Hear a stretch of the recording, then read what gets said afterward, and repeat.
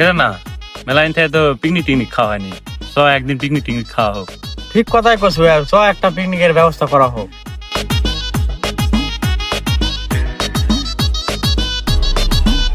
আরে তোরা তুই যাচ্ছ পিকনিক খাওয়া যাচ্ছে তো ভাই, তাই এখন দেখা যাক কি ব্যবস্থা করা যায়। আর মাথাতে একটা ভালো বুদ্ধি আছে, তোরা শুনবো? কি বুদ্ধি ভাই? আগাই করতে আই শুনে কলাইয়ের থেকে চুরি করে হ্যাঁ রান্না দিবে গরুর মাংস, তুই দিব হচ্ছিল তেল ঝাল নুন, আর হাসান তুই তামান চাউল তামান দিব। আজকে চারজন সেই খাওয়া খামু। গাছালা যে যারে ওই আসার আগে ঘস করে লিয়া সব। ওই কে রে?